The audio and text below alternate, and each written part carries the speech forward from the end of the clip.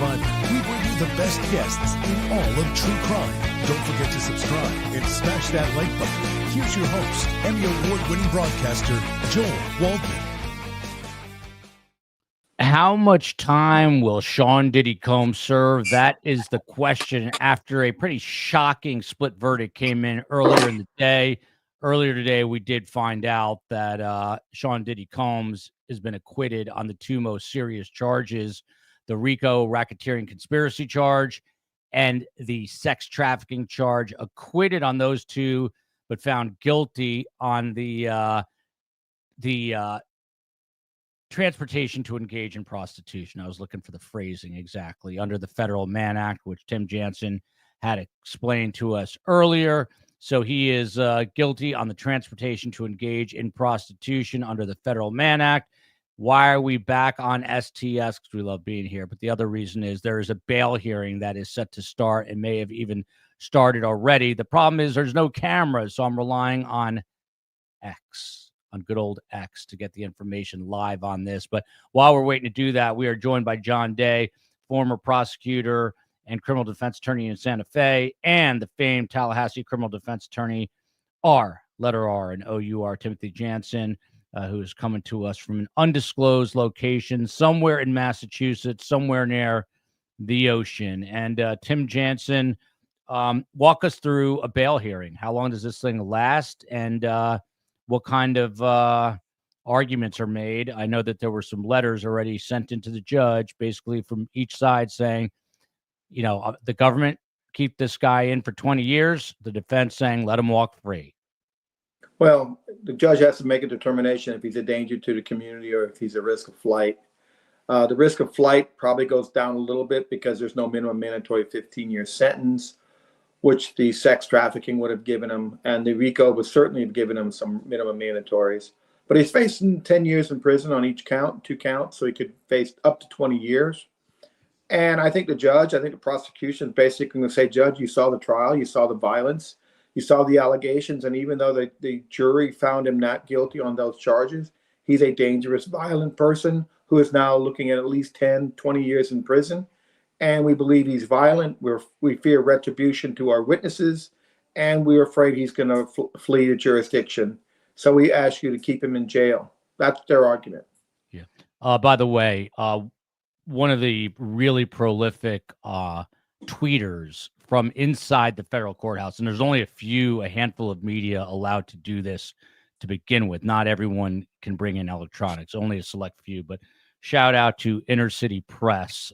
They do incredible work and they're very quick. But as of 4:59, which is 6 minutes ago, he says that Sean Combs' lawyer, Brian Steele and Jason Driscoll, those two attorneys, are in the courtroom patting each other on the back. Obviously, that for them, it's a win. Agnifilo, he is in the holding cell with Sean Combs, apparently. And Sean Combs' family is in the second row of the gallery. Janice Combs, his mother, left earlier, came back. When she came back, she blew kisses to the fans. There's a lot of fans out there. I sent the COE. There is I'm not making this up, there is a baby oil celebration out front of the federal courthouse. Welcome to Lower Manhattan. And we've got some video of that. But the real issue here is how much time does he now serve for this mixed verdict? John Day, to you, I heard some legal analysts saying he's going to get like 3 years, and that's maybe even with time served, it's going to be next to nothing compared to life in prison. What's your take? What are your thoughts? Oh, got to get you unmuted. I'm sorry, John. I don't know if that's us or go ahead, John. I mean, he's going to get something, right? The judge has got to give him something. It's not going to be 10. It's not going to stack 2 10-year sentences. It's not going to be 10 years maximum. He's going to get somewhere, between 3 and 5 and 10, most likely, I would think on the lower side. I mean, Tim may have another view of that, but the judge did hear the evidence. He did hear the trial. He sat through that, and he knows what the jury did. I'm wondering what he's going to do as far as releasing him, because if he had just been charged with the transportation charges at the outset, would he even have been detained? So no. Yeah. I didn't think so. So Tim, do you agree with John? Is this going to be on the lower end of the possibilities? It always depends on the judge, right? You have a new judge who's been a judge 2 years. He wasn't a former federal prosecutor.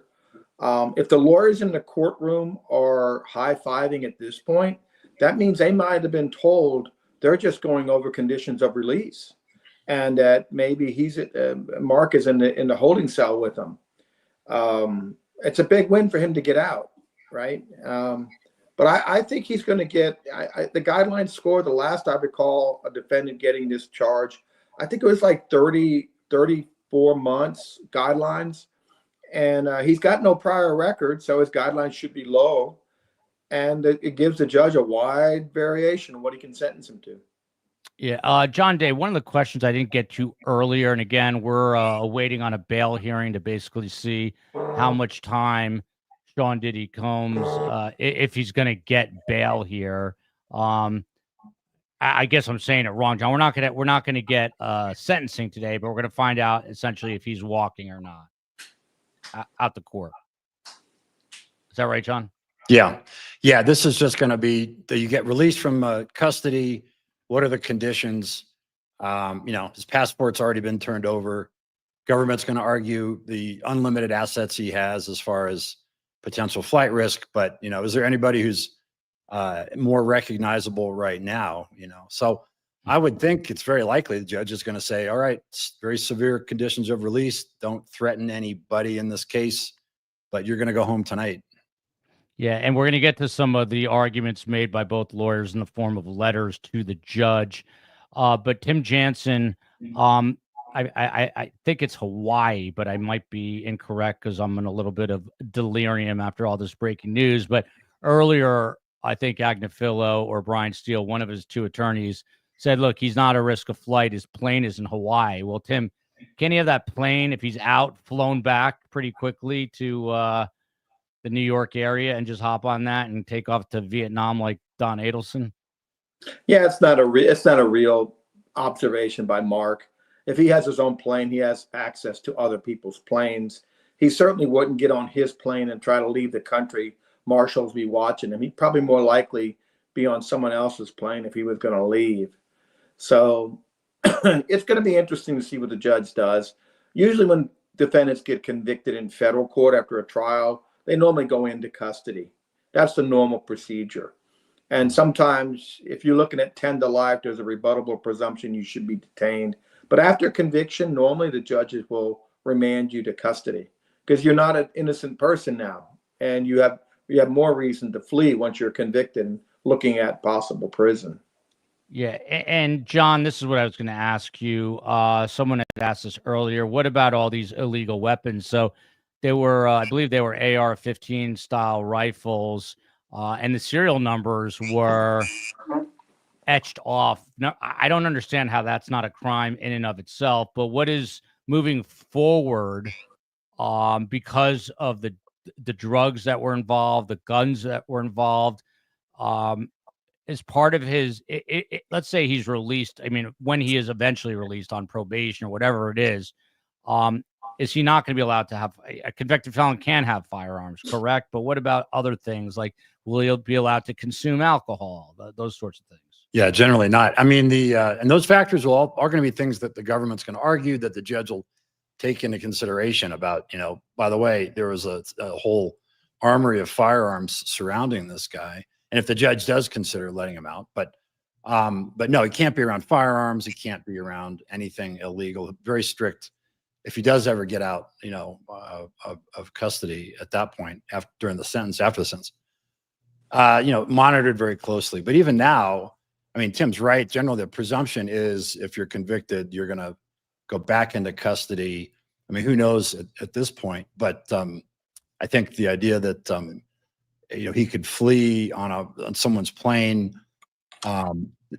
There's really nowhere in the world now that you can go that you can't be extradited. I mean, it might be a few countries, Turkmenistan, Uzbekistan, maybe, but it used to be Brazil was the place people pretended to go to, but not anymore. Turkmenistan, that would be an interesting place to hang out. 504, according to Inner City Press. Shout out to Inner City Press, whoever you are, but you're great at what you do. Combs's lawyers, Mark Agnafilo, Alexandra Shapiro, Tenny Garagos, who's Mark Garagos' daughter, they emerge from the holding cell. At that point, they're still waiting for Sean Combs to be brought into the courtroom. That's all handled by the U.S. Marshals. And then you see the latest update here from the COE 509. Sean Combs has been brought in, sits next to Tenny Garagos. He's reading. He's a big reader all of a sudden. Agnafilo walks over to the lectern, then back over to his seat. Prosecutors are in place at the front table waiting on the judge. So Tim Jansen, walk us through the next steps. The judge is going to come in, and what does he say to these lawyers? And what do they say in response? And how long does it all last? He'll ask the government if they're ready. He may ask them if you guys had agreed. They probably haven't. Because normally when someone goes to first appearance, what's the government's position on detention, remand? And once it's determined it's going to have a hearing, then prosecution will go forward, then defense, and then you hear the judge. The judge may ask questions. He may have pretrial services there. Ask them, do they have electronic GPS monitoring available? He may have some concerns. Where is he going to live? Is anyone there who got firearms? Now he's convicted sex offender now, I believe. At least in Florida, he would be. You probably cannot be around young children unless they're your own without permission of the court. Their ankle monitor would be required in Florida, probably. So a lot of things there that are different in federal court than state court. But for the most part, when you go to trial and you lose and you're convicted on 2 counts of felony, 10 years in each count, you usually are remanded. That's the normal process. I am looking at his feed here. Nothing new other than he's explaining to someone why these federal cases are not on camera, which I think needs to switch. Katie girl here, jurors didn't deliberate long enough. John Day, one of the things that I'm thinking about very closely, I guess, is just going back to this was a 7-week trial, 7 weeks of testimony, and that does not include the deliberations. There's Sean Diddy Combs in sort of a prayer posture after he finds out it was a partial verdict, mostly in his favor. He's down there just super grateful to be lucky enough to get out of these charges. But juror 25 right out of the gates, basically, according to the other jurors, said, I'm not following instructions. And then suddenly everything was ironed out. I'm not suggesting anything nefarious at all, but this is a guy with tremendous reach who has fixers, tremendous power, tremendous stature, friends in high places. How would they ever know if there was someone or people on this jury who were influenced? Let's put it that way. Oh, and I got to get you. Hang on one sec. Yeah, go ahead, John. Yeah, if that had been the case, people can't keep their mouths shut forever about it. But what I'm interested in, and you touched on it a little bit, is are any of these jurors, what are they going to do? Are they going to go public? Is anyone going to sit down and give an interview? Are they going to indicate when during the trial did they make their minds up? Did they all wait for closing? Did they know, in the first 3 weeks or 4 weeks, or how did the decision-making process go? That's not a long time to deliberate on this amount of evidence. So I want to know, are these jurors going to talk about it? Are they going to speak publicly? And are they going to give us some idea of when the government lost them? Yeah. I'm sure. I mean, Tim, in a case this high profile, do you expect to hear from these jurors? Someone will come out. This verdict is really a judgment on the credibility of the witnesses, right? And the government's case. And the government had to, in this case, go the extra mile on sex trafficking. We all know what normal sex trafficking is. You get someone here from out of the country, underage, you're selling them for sex. Here you have adults who are in relationships, but the coercion was not just they held their passports, they held their livelihood, they were violent towards them. They were in and out of dating relationships. So I'm curious to see what any juror says about Cassie. Why didn't they find that she was coerced into sex trafficking. And what was it that about that beating in the lobby that they didn't see was instructive? Tim, we got some breaking news. Bail has been denied per Inner City Press. The Judge Arun Subramanian, came out and says, I've read the party's submissions and others. The jury convicted the defendant of counts 3 and 5 for the following reasons. Bail is denied. So he is not getting out. Judge Arun Subramanian better have a good security guard with him. Tonight. I'm going to get to that in 1 second, COE. But that's it. At least that's the end of this part of the story. Till sentencing, bail is denied. Tim, why did he make that decision? Why didn't he say, okay, go home, have fun, don't use any baby oil, we'll keep an ankle monitor on you? I think it's 2 reasons. One, that's what normally happens to every other guy that's not Sean Diddy Combs. And 2, I think the judge saw the evidence in the case and had some reservations about his risk of flight and his violence in the community as a violent person. I think the judge made the right call. And now what happens is sentencing will probably be 70 days or more. They usually try to schedule it 70 days for the pre-sentence report. So you can look for him to be sentenced maybe in October or November. October, November. And again, Tim, not to beat a dead horse, but if you're a betting man, how much time does he actually serve inside of a federal prison? Well, now looking at what the judge said in a short, terse order denying it, I think he might get more time than we originally thought. If he would have given him bond, I would have been concerned that the judge was sending a message. I don't think these charges are that serious. But by the fact he just came out and said bond is denied, the jury found you guilty, bond is denied, I think he might get more jail time than we expect. Maybe go above the guidelines. Yeah, I mean, as it stands right now, John Day, now that bail was just denied, if you're joining us, that's why we're on air. There was just a bail hearing.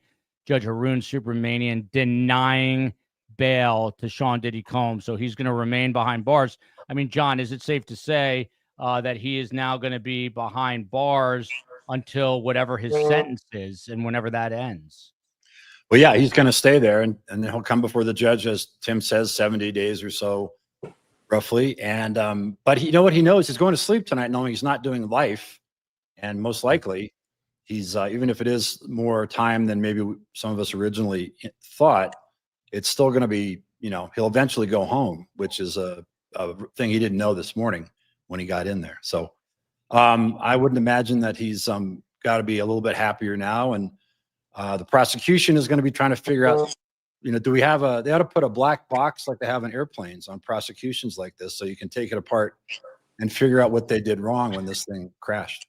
Yeah, 100%. The judge now speaking a little bit more, again, courtesy of Inner City Press, an independent press person who's inside and has the ability to tweet from within the courthouse. The judge now says, and I quote, even if the defendant was solely required to show that he is not a danger to the community, he could not meet that burden. Prior to trial, the court denied bail and sees no reason to reverse that now.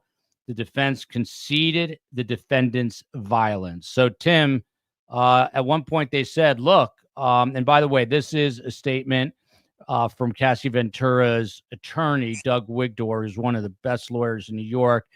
Miss Ventura believes that Mr. Combs is likely to pose a danger to the victims who testified in this case, including herself, as well as to the community.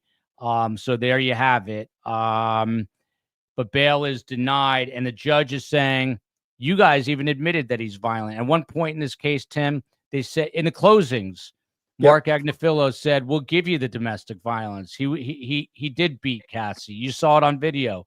We'll give you that. So now the judge is using that to keep him behind bars. Is that expected? It is. And a lot of your viewers may not understand and not know. Just because he was convicted of the Mann Act, you can be convicted of the Mann Act if you got nothing else. This case highlights a lot of criminal activity, guns, beatings, drugs, arson. And so the judge can consider in sentencing relevant conduct, all of that conduct that he was acquitted of, conduct he wasn't even charged with, in determining a sentence. And I think if the judge really looks at everything, and he finds him a danger, he probably could give him the 10 years. The question is, will he give him 10 years consecutive, run it consecutive? He could do that also. Yeah. Someone's saying Joel doesn't know. Yeah, we just reported this, that bail has been denied, and the judge is continuing to talk. He just said, and I quote now, his violence is depicted in the video of Cassie Ventura. The defense admitted. This is a terrible moment. Domestic violence is one of the issues. It's what she said. It wasn't only that. There was the London hotel incident. So this is the inner city press trying to get the quote as close to as accurate as possible. But again, John Day, now what this judge is doing, he's taking, it's kind of like in their own words. He's taking the words of the defense attorneys here and using it to explain why Sean Diddy Combs has been denied bail. Is that something that we see from these judges? Yeah, no, he's telegraphing us a message, and he's not hiding what the message may be at sentencing. I mean, acknowledging that the admission by the defense team that this was domestic violence. He's telling us this could be a sentencing where, as Tim says, is it going to approach 10 years? Is it going to be more than that? I mean, now that we've seen him addressing this post conviction, it gives us some insight possibly into what's going on. But again, other question is, should this have just been a state prosecution? I mean, did they make a mistake by taking it federal? I've been wondering about that last couple of days. Tim, what do you think? Could have been. Normally you take it to federal court because federal courts, the rules of evidence are more inclusionary, meaning more evidence comes in. State courts usually are exclusionary, where they kick evidence out. The federal is more lenient and more pro-prosecution, right? So I think they thought they had a bigger hammer with the RICO, and they were probably hoping that the jury may not find the RICO but would get the sex trafficking. And they didn't get that because that had the 15-year minimum mandatory. So now they got the last charge. And I'm curious to see when jurors come out what is said, by the jurors. If they didn't believe the witnesses or whatever, I think you're going to have some come out and give us an idea what really happened in that jury room. Yeah. Someone just said I was disgusted by the closing arguments. And John Day, Mark Agnifilo, he was so kind of sarcastic and I guess condescending, saying, look, you're trying to prosecute for baby oil and swingers lifestyle, that at one point the government objected and the judge jumped in at that point during closings and told Mark to get his act together, that it was improper behavior inside a courtroom. What kind of discretion? I know a judge is supposed to be impartial, but they are also human beings. Is there any slight little particle of this that is the judge himself being annoyed, saying, okay, you got off, the jury found it, that didn't get off completely, but you got off on the serious charges, I'm not giving you bail? I mean, it's possible, but going back to the closing issue, Agnifilo knew his audience well. I mean, look at the result. I mean, he knew the 12 people he was talking to, and you can't argue with those results from the defense standpoint. That's a great point. Now, here's a little bit more from the judge. There was violence after the searches in this case. So he's talking about after they raided the homes, Tim. The judge says there was violence after the searches. As to Jane, there was June 2024, after the searches of Combs' residence. This evidence is a disregard for the law and a propensity for violence. And then he goes on to say, the court takes no position on what it will consider at sentencing, nor what sentence it will impose. But here, the burden is on him, and he cannot carry it. The defense argues the guidelines start at 21 months. The U.S. says 51 months. He's done 10 months. What does that mean, reading between the lines? Well, okay, so the defense has calculated the guidelines under the lease with no enhancements. The prosecution feel there's some enhancements to the guideline range. They got 51, they got 21. And I think the judge is telegraphing. I think I feel confident now that this judge realizes who he has in front of him, and his reputation he's a new judge, but his reputation is going to be determined in this case. Is he going to give a small sentence to someone who most of America believes he got off? Or is he going to give him a middle to high sentence because of all the violence and all of his criminal activity, regardless what the jury said? And as far as the lawyer tailing it, his closing to the jury, it's just like elections. It doesn't matter, who votes, it's who counts the votes. And who counting the votes and who's making the determination is the jury. Now, the judge may not have liked what Mark did, but Mark knew that jury, and his goal was to win all counts, but no matter what, win those big three. And he did. He won the big three. Yeah. We've got more news. The judge, I have set sentencing for Friday, October 3rd at 10 a.m. I am willing to expedite it. Mark Agnifilo jumps in and says, we would like it expedited. The judge says, we will need an expedited pre-sentencing report from probation, but I will be available anytime. So, John Day, October 3rd, let's circle that on the STS calendar, 10 a.m. Sean Diddy Combs is to be sentenced. Why set that date, John, and then say I'm willing to expedite it? Defense lawyer jumps in and says, yeah, let's please expedite it. Yeah, that's what the defense wants. We're going to see the best sentencing presentation by the defense that the music industry's money can buy. I mean, this is going to be a show by really excellent lawyers on the defense team, and I mean, it's going to be pull out all the stops. It's a bet the company issue for them, and this judge may be telling us something about what he said today, but again, who knows what's in his mind? Of course, he's going to come out this way right now in terms of denying bond, but as a little more time passes and Diddy's defense team gets to work, it is going to be fascinating.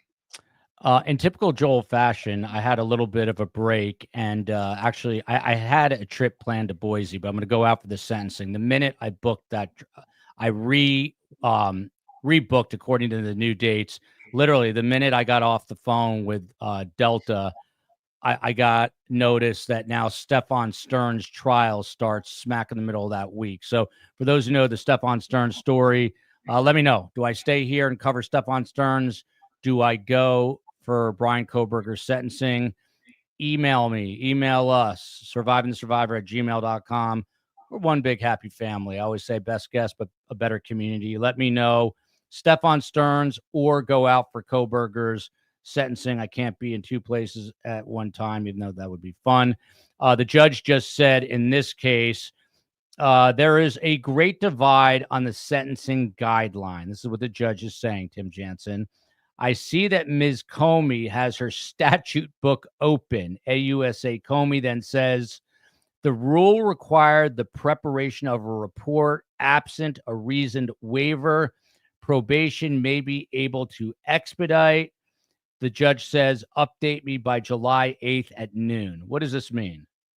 And you're muted, Tim. You got to unmute yourself there. There you go. Every defendant, a pre-sentence report is filled out.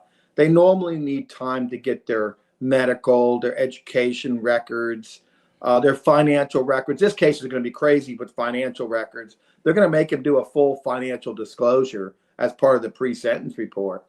And then they're going to have character letters come in. Victims have a right to do letters. Cassie can come in and testify.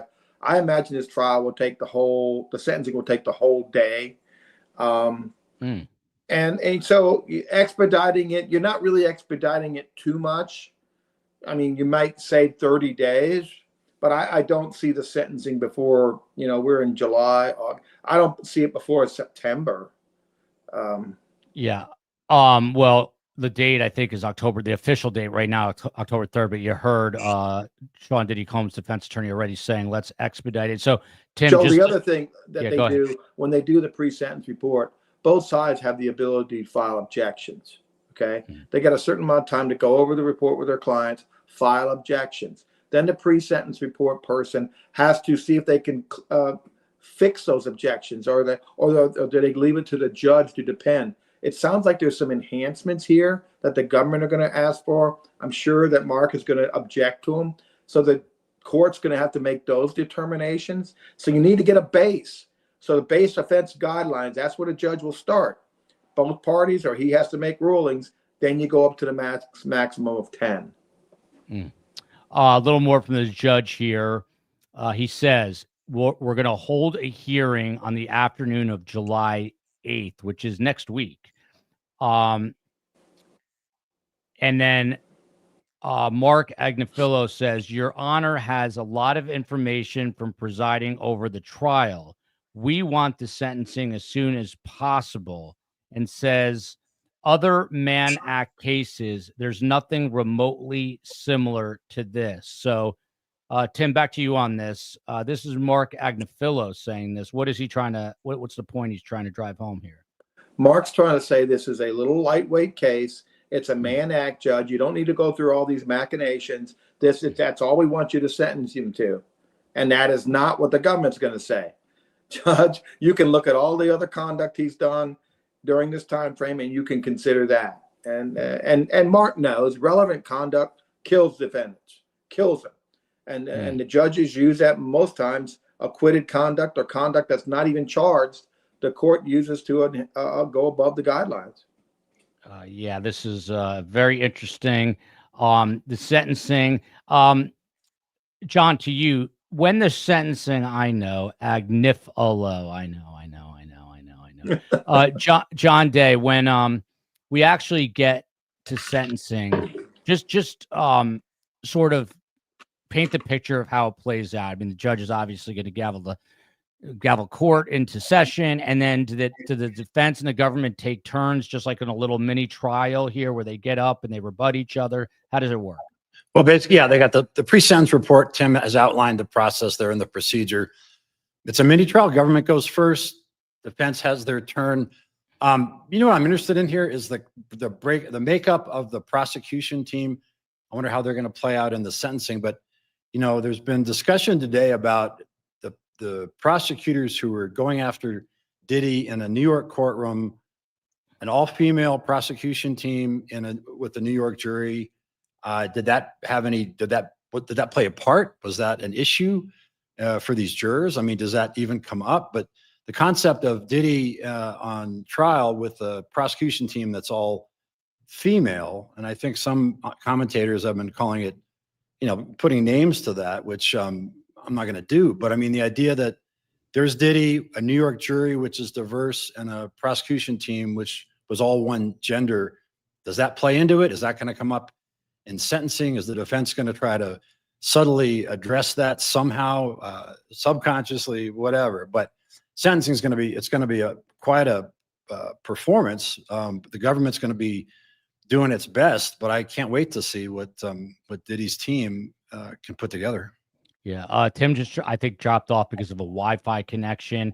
If you are new to the show, this is Surviving the Survivor. We bring you the best guests in true crime every single night of the week. We do live panel shows about the biggest and most trending criminal stories in America, true crime stories in America. The last few days have been insane because there's been so much breaking news. But just a little bit longer with John. Tim may or may not hop back on.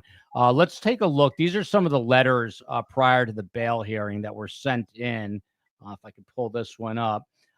This is from Doug Wigdor, and he is Cassie Ventura's attorney, and he says, we write as counsel for Cassie Ventura, aka Miss Ventura, to respectfully request that the court deny Mr. Combs to be released pending his sentencing on his 2 convictions. He puts that pursuant to blah, blah, blah.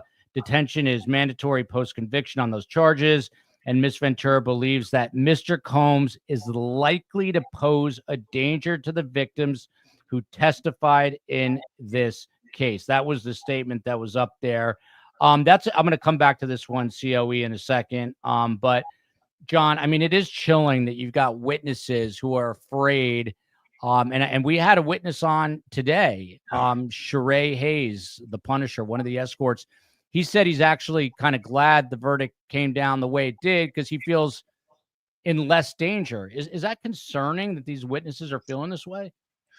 That certainly it's an issue. And of course, the judge has already acknowledged Cassie Ventura's the domestic violence against her. He's already talked about how the violence was acknowledged, and so he is indicating that he understands that this is an issue. The other thing it's a danger, maybe not from Diddy and his people, but from look what's going on with the supporters. I mean, that's a whole nother issue with the people who are been supporting him. You got the story of the baby oil outside the courtroom, but it could be an issue, something to be concerned about if you testified in this case, or if you're participant in the case on the side of the government. Do you have to be concerned about somebody out of control who is such a Diddy fan, giving you a hard time? So these are things that they definitely have to be concerned about. The judge has already acknowledged in his denial of the bail that there is violence in this case, and that comes out of Wigdor's letter. Yeah, we're living in some very bizarre times when you got a guy who's literally on video having freak offs and beating the out of his girlfriends, and then people are outside the courthouse celebrating that he gets off and rubbing baby oil all over themselves at the same time. But Judge Subramanian here, this letter is from the defense, Tim. Mr. Combs should be, this is obviously before the bail was just denied, but Mr. Combs should be released on bail today. For months, the government repeatedly argued and announced to the world that Sean Combs was a monster who perpetrated a 20-year federal crime spree through a racketeering enterprise.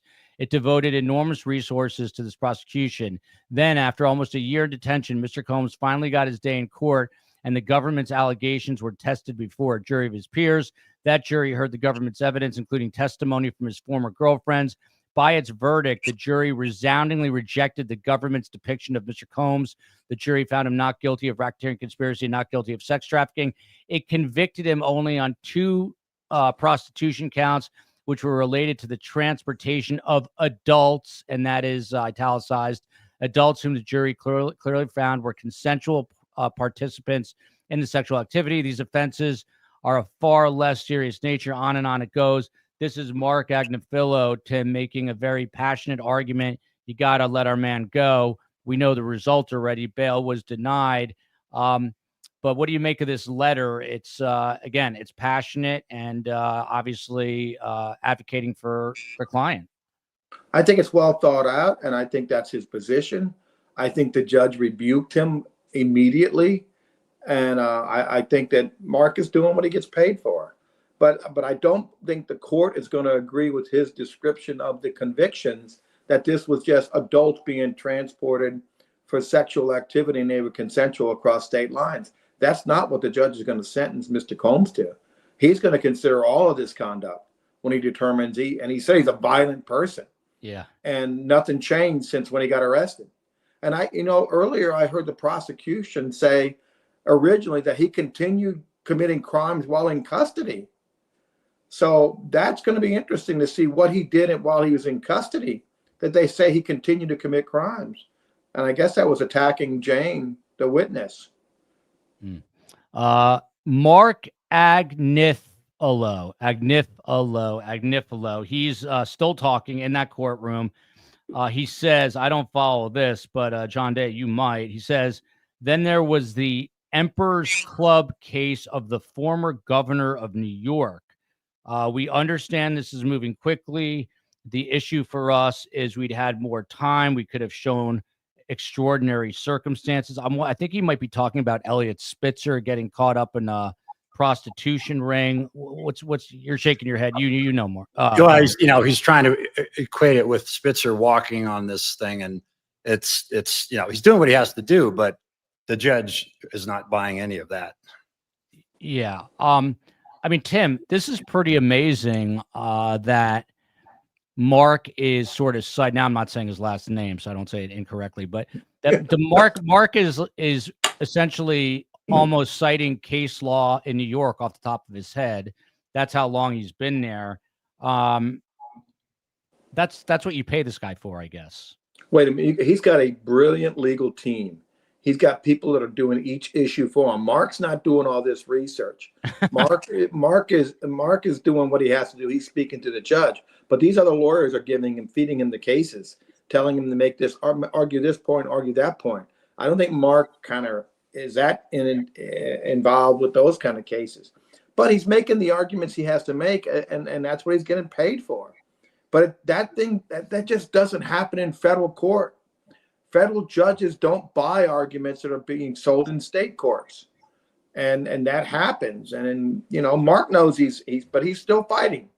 You know what we say, when you're losing an issue, you just keep fighting, right? When you win an issue, you pack your shit up and get out before the judge doesn't change their mind.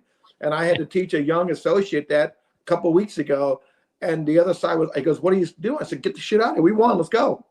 And I had to explain to him, when you're winning, you leave. When you lost, you keep arguing. Yeah, this is fascinating to me.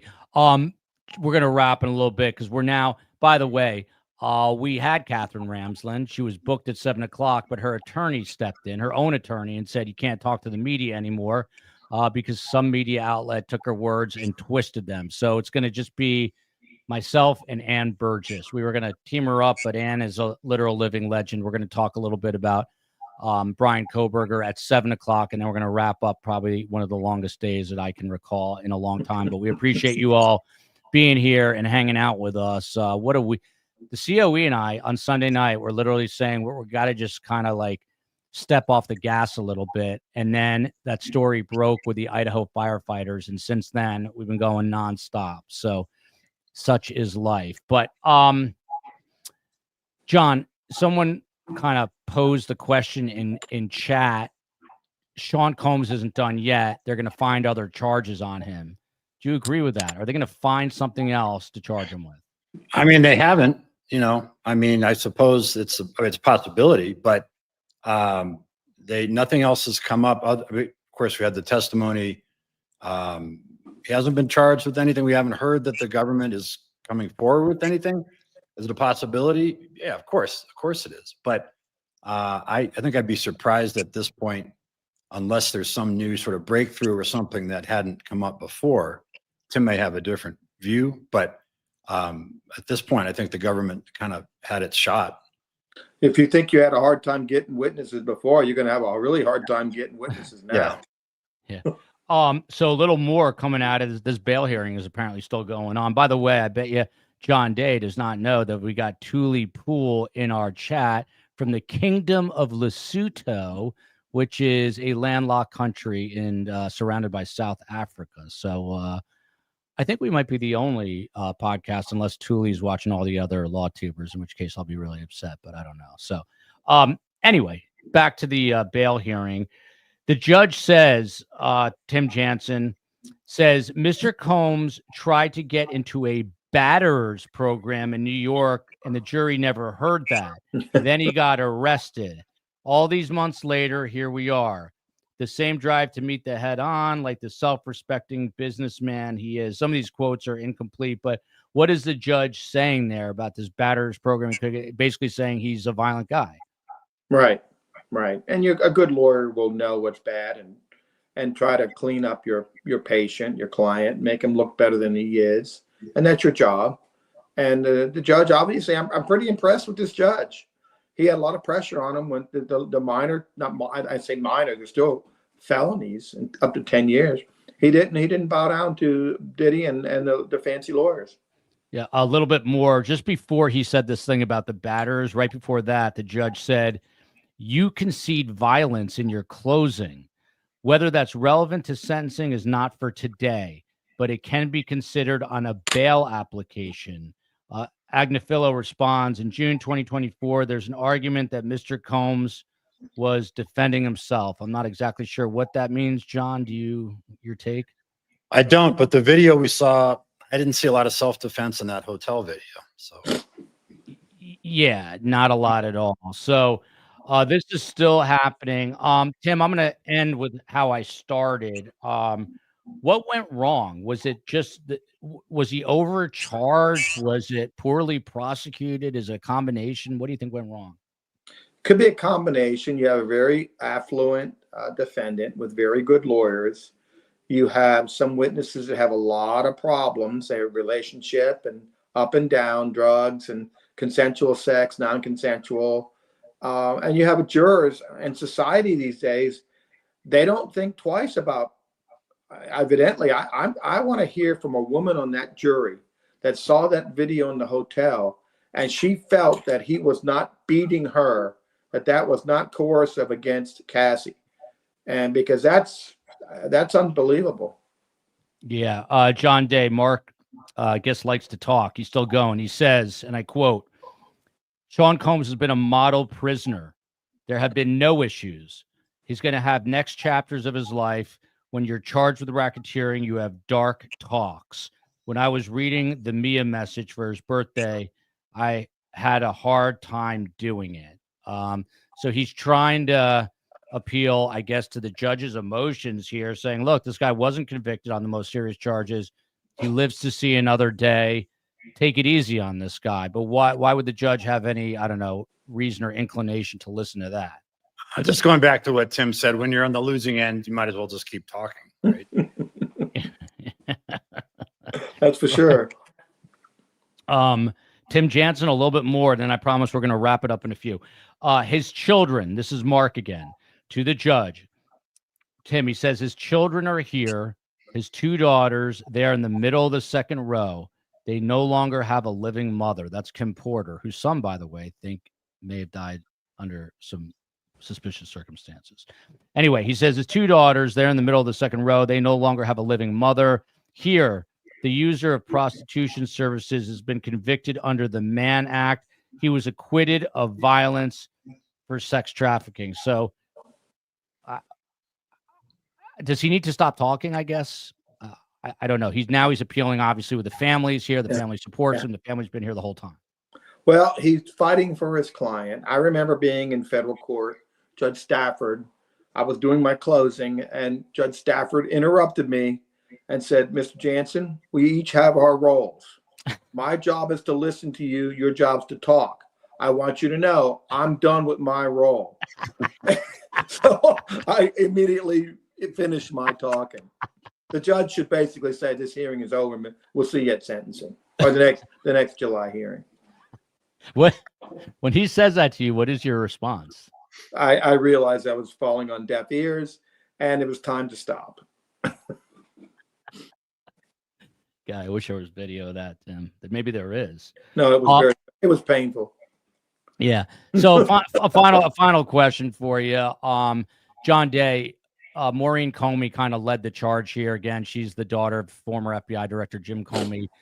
How hard does a prosecutor take this? I mean, the eyes of the world were on this case. She's going to forever live with basically an L on her record for this. Everyone's going to know. I mean, how scarring is that? Is it a problem for her moving forward in her career? I mean, look, prosecutors are professionals. You lose some, you win most, but you lose some, and it hurts, it stings. But like I said, I would like there to be some type of, indestructible black box in a prosecution like this, where you can sit down after a while, with a glass of something and go through and see what could we have done differently? Where did we lose them? What worked? What wasn't effective? Where was our strategy wrong? Our presentation, our tactics, our selection of prosecutors. I mean, if you're a professional prosecutor, you want to do better next time. There's going to be a next time. But I would want to know what I did wrong. Yeah, this is a great comment, and I wish we could, even if you're pro Diddy, and there's someone who's saying free Diddy in the chat, but I wish we could all agree this is unacceptable behavior. When you beat the crap out of your girlfriend and you're having these depraved parties, I mean, that's your private life, but beating on someone should never be okay. Yet he is basically, I don't want to say he's walking, but he is off on the two most serious charges. So Tim, conversely, you heard John say government, they're professionals. You win some, you lose some, they win most of them. On the other side, is Mark and team and Brian Steele, are these guys going out tonight and having a glass of wine, or is it that business is not finished yet? We don't know how long our client's going to wait for. No, they're going to go out tonight. They're going to celebrate. And they're going to celebrate big time, because this is a big win for the defense. And financially, it's a win. His reputation's a big win. You don't win RICO cases in federal court very often. And everything was stacked against him, and they won it. Sure, they wanted to win all the counts, and they're fighting. He's fighting hard for his client now. This is a big win in his career, and he'll be remembered for this case forever. By the way, I can't say that I disagree with this comment. Diddy can't help himself. He will find trouble again. We saw what happened with O.J. Simpson, Right. in that case. So I would not be surprised if it happened again. By the way, here in Miami, they're the Alexander brothers, three brothers. They come from tremendous privilege. They were charged with similar crimes. They're going on trial at the very beginning of 2026. And if they're sitting here listening to and watching all this, which I'm sure they're paying not to the show, but paying attention to Sean Diddy Combs, they ain't Sean Diddy Combs. First of all, no one really knows who they are. And in some cases, their crimes are even worse. And they have tons of money, but they are not likable characters and they have no fans. So if I'm the Alexander brothers, cautionary warning, I would not celebrate preemptively because you guys ain't Sean Diddy Combs. So that's going to be a long road for the Alexander brothers. I guess let's just get some final thoughts. John Day, the sentencing now October 3rd. That will be coming up. What are you looking for here? Let me ask you this, John. What if the judge says 20 years and gives him the harshest sentence possible? What recourse would the defense have? And your final thoughts? Well, of course, there's an appeal, but again, the thing, and this is all going to play out the way it's supposed to. We're going to see what the judge does. But again, I'm just interested to see if any of these jurors decide to go public and give us some insight into this, because it's clearly they had some idea before they began deliberations what was going on. That's what I'm looking for. The sentencing will play out. He's going to get what he's going to get. But I'd like to kind of see the inner workings of this thing and what these jurors were thinking throughout all those weeks. Yeah. You'll be happy to know the bail hearing was just adjourned. We're about to adjourn, but Tim Jansen, final few words from Mark Agnafilo. He says to the judge, we could craft conditions. Would the court be open to us putting together a bail package? I'm happy to do so. And then the judge says, the bail application is denied. We'll receive, hopefully, a joint proposal on expedited sentencing on Tuesday and a hearing at 2 p.m. So he's basically saying, don't do anything. I'm in charge here, and we'll pick it up next week. Is that what he's saying? Mark's getting to the point now he's going to piss the judge off, and that's not going to go well for the defendant. Mark made his points. The judge ruled against him. He's still trying to get bond after he told him no. And I'm like, John, I'm curious to see if juror 25 speaks, or if another juror speaks about what juror 25 did early on. And I'm curious to know about how that one lawyer was able to predict this verdict. I'm really curious how he was able to accurately predict this. I think we talked about the Allen charge, the modified Allen charge. I told you they usually come up with the verdict real quickly, and they did, which is crazy. They're deadlocked. He gives a modified Allen, they get a verdict like an hour and a half later. Yeah, Tim, final question on an exceptionally long day. And by the way, we're coming back in an hour and 5 minutes with the legend. We're ending the day with the legend, Dr. Ann Burgess, who's going to give us her take on Kohberger in court today. And by the way, we're doing something special, body language show on Friday with none other than Dr. G. He's going to come on. We're going to break down some Kohberger stuff. That's 4th of July, so come celebrate with us before fireworks go off. By the way, I got a little gift to embarrass my entire family on the 4th of July. And I will take pictures and I will post it on Surviving the Survivor. All of my kids will be absolutely humiliated. And since 2 of my girls are away right now, I'm going to make sure to bring that gift when I go to pick them up, and I will wear it proudly in front of them, and they will run. So good being a dad when you can embarrass your children. It brings me quite a bit of joy. Tim Jansen, 7 weeks. This is the 8th week with deliberations. What does it feel like, win or lose, after this amount of time battling back and forth in a courtroom?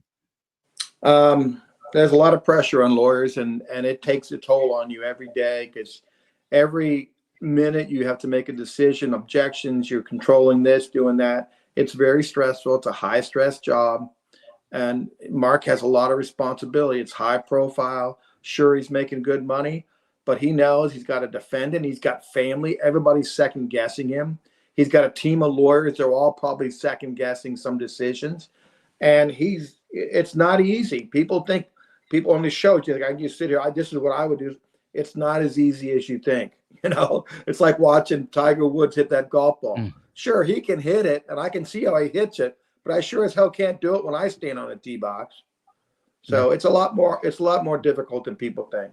I'm glad you said that, Tim. I'm going to end this on a note that has nothing to do with anything, which sort of has to do with what you just said, but in typical Joel fashion, and I am digressing because I'm delirious. First of all, I'm going to now perseverate over this comment. I didn't get a notification. COE, why are people not getting notifications? And do I have to file a class action lawsuit with John and Tim against Google for doing this to me?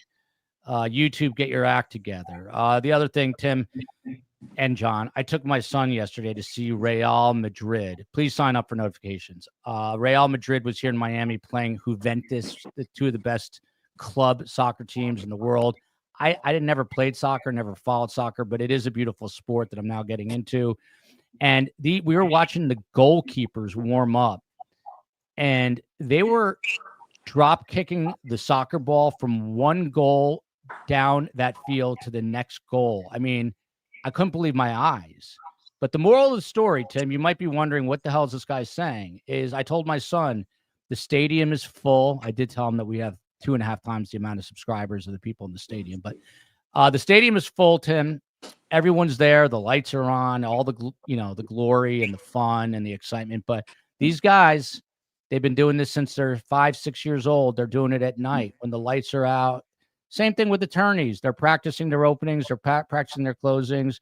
This guy, Mark, is reciting case law. But Tim Jansen, is the hard work done day in and day out, not just on the big stage? Well, sure. And the other thing is every lawyer, every good trial lawyer learns every day in court. They pick up things from other lawyers till they get comfortable. It's a combination and a lot of an accumulation of practicing law. That's why they say you practice. You're always practicing because you never get it perfect. And good trial lawyers learn something every day. They make mistakes every day. And sometimes the ball bounces their way. And John Day, I could get myself in trouble here, but do you have children? Yeah. Not a lawyer. He's not a lawyer. So. Did he go to Harvard? No, he did not. He went to Colorado College, but I did get to practice cross-examination skills at dinner, which is always fun. What's your we'll end on this note. What is, from one father to another, what's your advice about parenting? I always told my kid, follow your dream, do what you love. And then he said, well, I'm a musician. And I said, I meant diesel mechanic school. So don't listen to me. So. Tim, what's your, that's a good profession, actually. Trade schools are good. Tim, what's your advice from one? I don't want my kid to grow up like Sean Diddy Combs. So what's your advice, Tim? That's how we'll end it. Well, I always tell my clients, show me your friends, I'll show you your future. Because, when you leave that home, your parents have little control over you. And it's so easy to make a stupid decision being part of the pack. And you're right. Follow what you enjoy. If you enjoy what you do, you can do it. Just follow it. I tell my kids, if you lose, don't ever come home. No, I told my kids always, enjoy what you're doing, have fun doing what you're doing. I tell them, be a good person. That's the most important thing. Treat the principal treat the janitor the same way you treat the principal. That's what I tell them. And I don't know if they listen to me, but all right. I've lost my mind. Love you, America. Sean Diddy Combs, bail denied, sentencing October 3rd. And huge thanks to Tim Jansen and John Day. John Day is a new regular best guest. Tim has been here forever, and we'll get John and Tim back on very soon. Thank you, gentlemen. We're going to see you at 7 o'clock if I can make it with Dr. Ann Burgess.